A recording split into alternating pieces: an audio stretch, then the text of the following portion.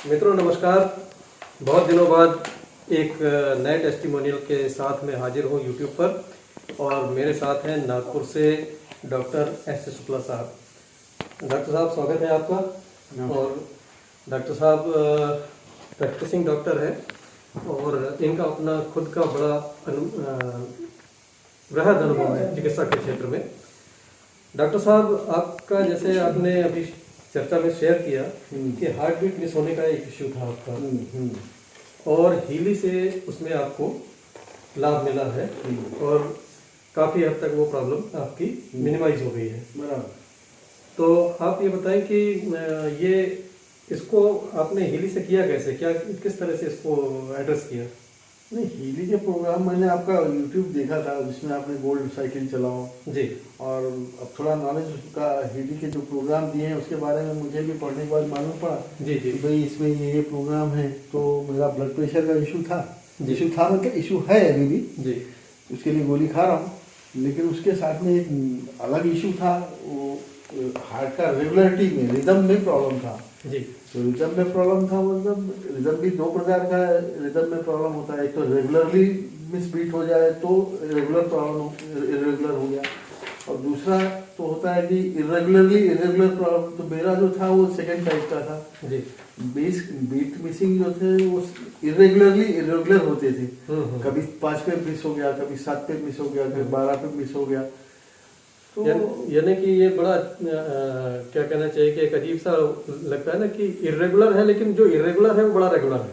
हाँ, बड़ा रेगुलर है, वो रेगुलरली रेगुलर बोलता है। रेगुलर इंटरवल पे इरेगुलर चल रहा है। रेगुलर तो है लेकिन वो हमेशा एक रेगुलर इंटरवल पे मिस होता है जी। और दूसरा है कभी भी मिस होता है। तो जो कभी भी मिस होता है उसको इरेगुलरली इरेगुलर बोलते हैं। Right right. तो इरेगुलरली इरेगुलर जो मिसबीट था इरिदीमिया बोलते हैं। तो वो इरिदीमिया मेरे साथ में था, कभी 5 पे मिस हो गया, कभी 12 पे मिस हो गया, कभी 10 पे मिस हो गया, कोई उसका टाइमिंग नहीं था। तो अभी मैं 15 दिन से मैं उसको चेक कर रहा हूँ, 1 महीने से करीब। तो वो 1 महीना तो नहीं लेकिन 3 हफ्ते हो गया। वो मेरा अभी मतलब रेगुलरिटी नहीं है, अभी रेगुलर चल रहा है। अच्छा, तो जो हमारे दर्शक देख रहे हैं और सुन रहे हैं चैनल पर आपको, बहुत से लोग जानते नहीं कि ये मिस होने से क्या महसूस होता होगा। तो इससे अगर जैसे वो मिस हुआ तो उस समय आपको कुछ ऐसा महसूस होता था शरीर में कि कुछ अजीब सा?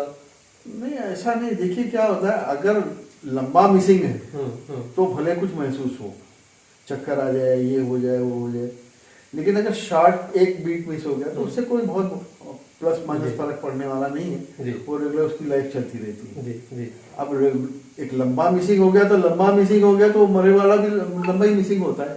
जी हाँ जी हाँ। अगर पूरा ही बंदे ही हो गया तो फिर खत्म बात हो गई। जी जी जी। तो मिसिंग बीट में अगर छोटे छोटे मिसिंग है तो संभाल लेता है बॉडी।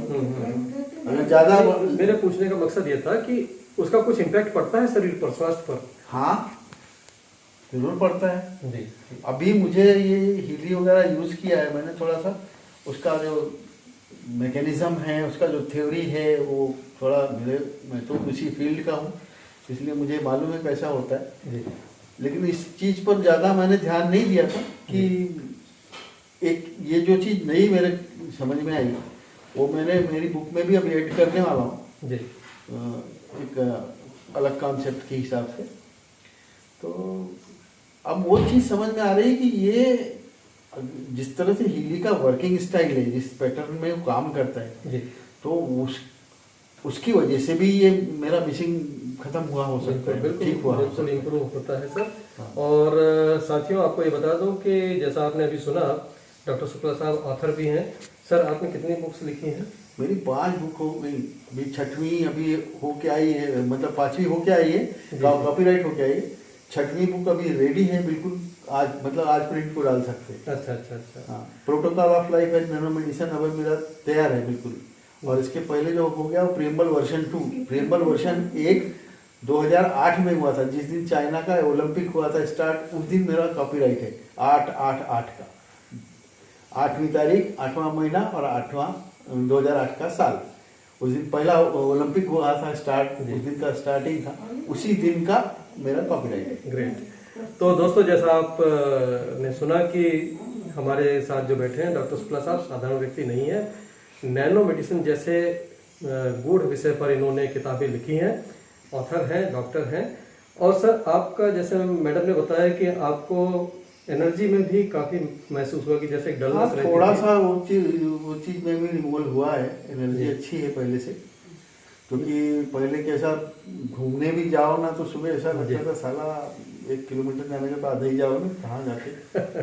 नहीं, मैडम ने जो बताया वो सुन के बड़ी बड़ी खुशी हुई कि आपका बुक लिखना छूट गया था, लेकिन हाँ, मैंने वो फिर से स्टार्ट कर दिया। you got back that energy हाँ। and you started writing book again। Yes yes. तो सर बहुत अच्छी बात है। और मैं नहीं, protocol of life nano medicine मेरा आधा ही था मतलब करेंगे भाई, कर्म होई साल आज नहीं उद्या हुई, इस तरह से चल रहा था। लेकिन अभी कैसा, अभी कंप्लीट करना है करके मैंने उसका पार्ट 1 कंप्लीट कर दिया। जी जी जी। पार्ट 2 में अभी इंटर करने का, लेकिन उसका पार्ट 1 का एक दफा रिवीजन मार लेता हूँ करके। जी आज 45 पेज उसके हो गए कंप्लीट। जी जी।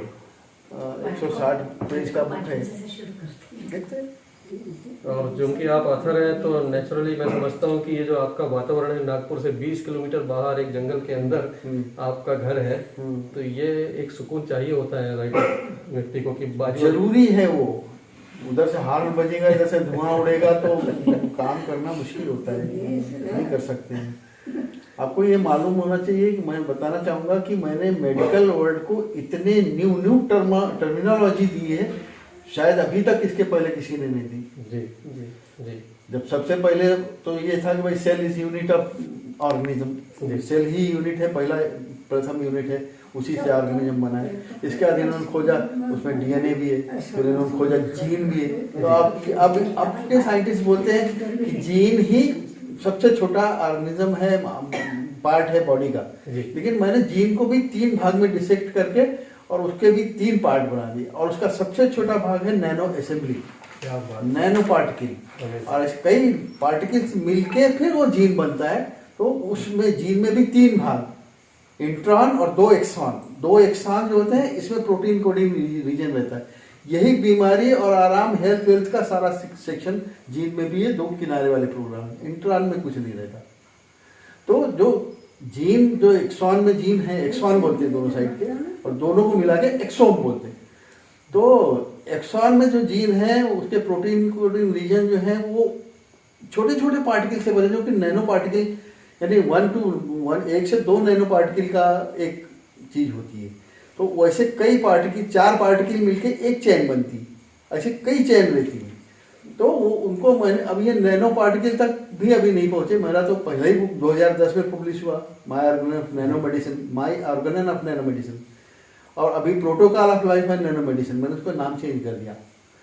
तो जो ये सबसे छोटा पार्टिकल है बॉडी को बनाने वाला, जिससे पूरी बॉडी चल रही है, अच्छा भी वही कर रहे हैं, बुरा भी वही पार्टिकल कर रहे हैं, that is the nano particles. And चूंकि बहुत सारे नैनो पार्टिकल मिलके बनाता है उस चीज को, तो that is nano assembly of the gene. My god, nano assembly of the genes, ये नैनो असेंबलीज है छोटी छोटी।